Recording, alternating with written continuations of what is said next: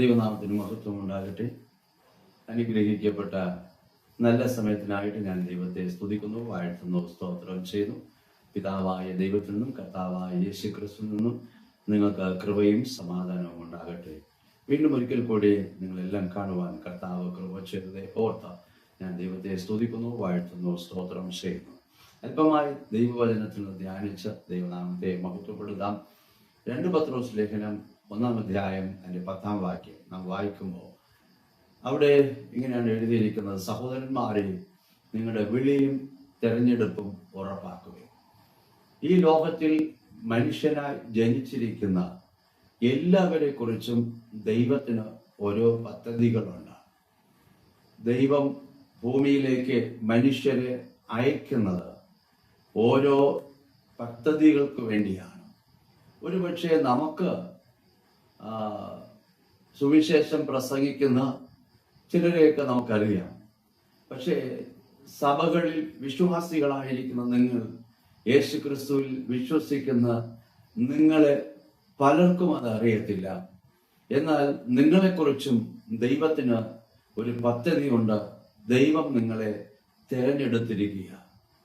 ഈ ലോകത്തിൽ മനുഷ്യർ മറ്റൊരു മനുഷ്യനെ ഏതെങ്കിലും ഒരു കാര്യത്തിനായി തിരഞ്ഞെടുക്കുമ്പോൾ അവരവരുടെ എഡ്യൂക്കേഷൻ, അവരുടെ പേഴ്സണാലിറ്റി, അവരുടെ എബിലിറ്റി, ഇതൊക്കെയാണ് അവർ നോക്കി അവരെ ചൂസ് ചെയ്യുന്നത്.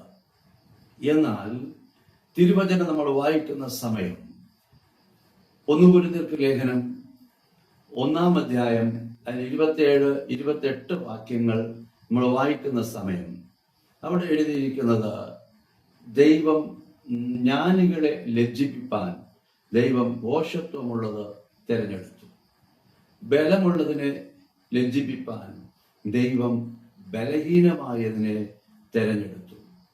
ലോകത്തിലെ മനുഷ്യരെ തിരഞ്ഞെടുക്കുന്നത് പോലെയല്ല ദൈവം മനുഷ്യരെ തിരഞ്ഞെടുക്കുന്നത്. ആർക്കും വേണ്ടാതെ, എല്ലാവരെയും വെറുത്ത്, ആരും സ്നേഹിപ്പാനില്ലാതെ, ആമേൻ, ഒരു ഏകാന്തതയുടെ അനുഭവത്തിൽ ഇരിക്കുന്ന മനുഷ്യരെ ദൈവം സ്നേഹിക്കുകയും തന്നോടുകൂടെ ചേർക്കുകയും തൻ്റെ പദ്ധതിക്കായി അവരെ ഉപയോഗിക്കുന്നു എന്നുള്ളതാണ് സത്യം. ഈ വചനം കേൾക്കുന്ന നിങ്ങളെ ദൈവത്താൽ നിങ്ങൾ തിരഞ്ഞെടുക്കപ്പെട്ടവരാ, ദൈവത്തിൻ്റെ പദ്ധതിയിൽ ഉള്ളവരാണ്. ദൈവത്തിന് നിങ്ങളെ ആവശ്യമുണ്ട്. ലോകമനുഷ്യർക്കോ ബന്ധുക്കൾക്കോ ചാർച്ചക്കാർക്കോ നിങ്ങളെ വേണ്ട എങ്കിലും ദൈവത്തിന് നിങ്ങളെ കൊണ്ട് ആവശ്യമുണ്ട്. ദൈവം നിങ്ങളെ തിരഞ്ഞെടുത്തിരിക്കുക. നമ്മൾ വിശുദ്ധ വേദപുസ്തകത്തിൽ യോഹന്നാന്റെ സുവിശേഷം 2-ാം അധ്യായം നമ്മൾ വായിക്കുമ്പോൾ എല്ലാവർക്കും വളരെ പരിചയമുള്ളൊരു വേദഭാഗമാണ് കാനാവൂരിലെ കല്യാണം.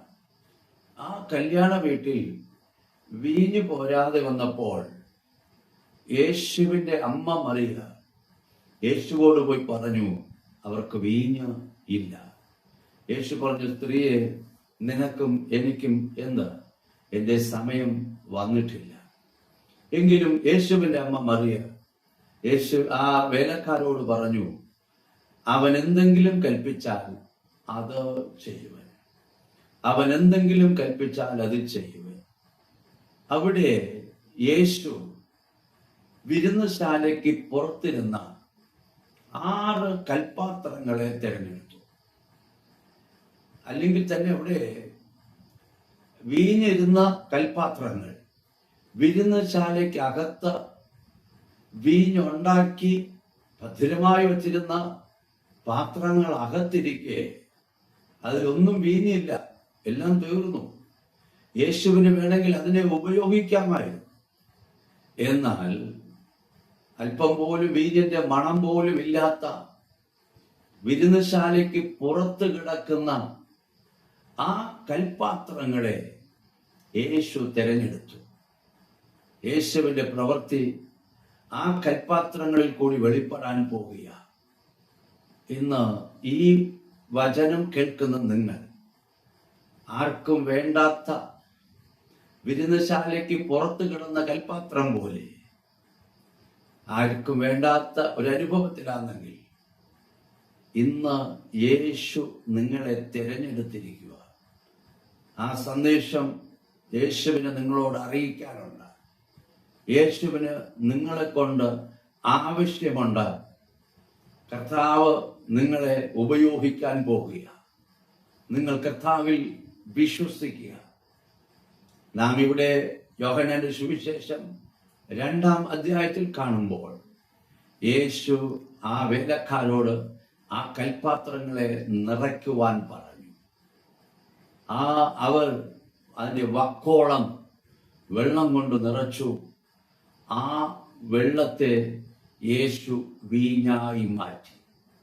വിശുദ്ധ വേദപുസ്തകം വ്യക്തമായി വായിക്കുമ്പോൾ നമ്മുടെ ഹൃദയമാകുന്ന കൽപാത്രത്തിൽ നമ്മെ തിരുവചനം എന്ന വെള്ളം, പരിശുദ്ധാത്മാവെന്ന വെള്ളം ആമേൻ നമ്മുടെ ഹൃദയം നിറയ്ക്കട്ടെ. അതിൽ കൂടി ദൈവത്തിന്റെ അത്ഭുതങ്ങൾ വെളിപ്പെടും. നാം ഈ ഭാഗം വായിക്കുമ്പോൾ യോഹന്നാൻ 2:11 അങ്ങനെ യേശു ആദ്യത്തെ അത്ഭുതം കാനാവൂർ കല്യാണത്തിൽ ചെയ്തു. ദൈവത്തിന്റെ മഹത്വത്തെ വെളിപ്പെടുത്തി. ആർക്കും വേണ്ടാതെ കിടന്ന ആ കൽപാത്രത്തെ യേശു കൊണ്ടുവരാൻ പറഞ്ഞു, വെള്ളം നിറയ്ക്കാൻ പറഞ്ഞു, അത് കോരി വിളമ്പാൻ പറഞ്ഞു. ആ കൽപാത്രത്തിൽ കൂടിയാണ് ദൈവം തൻ്റെ മഹത്വത്തെ വെളിപ്പെടുത്തിയത്. ഈ വചനം കേൾക്കുന്ന നിങ്ങളിൽ കൂടി ദൈവം തൻ്റെ മഹത്വത്തെ വെളിപ്പെടുത്താൻ പോകുകയാണ്. നിങ്ങൾ വിശ്വസിക്കുക. നിങ്ങളെ കൊണ്ട് ദൈവത്തിന് ആവശ്യമുണ്ട്. ദൈവം നിങ്ങളെ തിരഞ്ഞെടുത്തിരിക്കുക. മോശയെ ദൈവം വിളിച്ചപ്പോൾ മോശയ്ക്ക് പലതും പറയാനുണ്ട്. എനിക്ക് ശരിക്ക് സംസാരിക്കാൻ പറ്റത്തില്ല, ഞാൻ പോയാൽ അവർ വിശ്വസിക്കത്തില്ല. ഇങ്ങനെ മോശ പറഞ്ഞ ഒരുപാട് എക്സ്ക്യൂസ് ഉണ്ട്. അതിനെല്ലാം ദൈവം മറുപടി കൊടുത്തു, മോശയെ അയച്ചു. ഒടുവിൽ വേദപുസ്തകം വ്യക്തമായി വായിച്ചാൽ ഇസ്രായേലിന്റെ കാണപ്പെട്ട ദൈവമായിരുന്നു മോശ. കാരണം സ്തോത്രം, മോശ ദൈവത്തിന്റെ പർവ്വതത്തിൽ പ്രമാണം വാങ്ങാൻ പോയിട്ട് വരാൻ താമസിക്കുന്നത് കണ്ടപ്പോൾ ജനം പറഞ്ഞു, മോശയ്ക്ക് എന്ത് സംഭവിച്ചോ എന്ന് അറിയത്തില്ല, ഞങ്ങൾക്ക് മുന്നേ നടപ്പാൻ ഒരു ദൈവം വേണം, ഞങ്ങൾക്ക് മുന്നേ നടപ്പാൻ ഒരു ദൈവം വേണം. അവിടെ ശ്രദ്ധിക്കണം, ആ മോശ ആരായിരുന്നു? എങ്ങനെയുള്ള ജീവിതമായിരുന്നു? ആ ഇസ്രായേലിന്റെ മുമ്പിൽ ദൈവം മോശയെ ഉപയോഗിച്ചപ്പോൾ ഇസ്രായേലിന്റെ കാണപ്പെട്ട ദൈവത്തിന് തുല്യമായിട്ട് ആ മോശ ഉയരുവാനിടയായി. മോശയെ ദൈവം ഉപയോഗിച്ചു. മോശയിൽ കൂടി അനേക മഹത്വത്തെ ദൈവം വെളിപ്പെടുത്തി. ദൈവത്താൽ തിരഞ്ഞെടുക്കപ്പെട്ടവർ, ആ ദൈവത്തിന്റെ കരങ്ങളിലായിരിക്കുന്നവർ വളരെ വിശേഷപ്പെട്ടവരാ. ദൈവവും മോശയും, അതുപോലെ ദൈവവും നിങ്ങൾ. ആർക്കും വേണ്ടാതെ വിരുന്നശാലയ്ക്ക് പുറത്തു കിടന്ന കൽപാത്രം പോലെ നിങ്ങളെ ദൈവം എടുത്ത് ഉപയോഗിച്ച ദൈവത്തിന്റെ മഹത്വം നിങ്ങളിൽ കൂടി വെളിപ്പെടാൻ പോകുക. അതുകൊണ്ട് തക്ക സമയത്ത് ദൈവം നിങ്ങളെ എടുത്ത് ഉപയോഗിക്കുന്നത് വരെ പ്രാർത്ഥനയോടും ദൈവവചന ധ്യാനത്തോടും വിശുദ്ധ ജീവിതത്തോടും ദൈവത്തെ ഭക്തിയോടെ ആരാധിച്ചുകൊണ്ട് വിശ്വാസത്തിൽ ഉറച്ചു നിൽക്കുക. തക്ക സമയത്ത് ദൈവം നിങ്ങളെയും ഉപയോഗിച്ച ദൈവത്തിന്റെ മഹത്വം നിങ്ങളിൽ കൂടി വെളിപ്പെടും. ദൈവം നിങ്ങളെ അനുഗ്രഹിക്കട്ടെ. വീണ്ടും മറ്റൊരു വീഡിയോയിൽ കൂടി കാണാം. ദൈവം നിങ്ങളെ അനുഗ്രഹിക്കട്ടെ.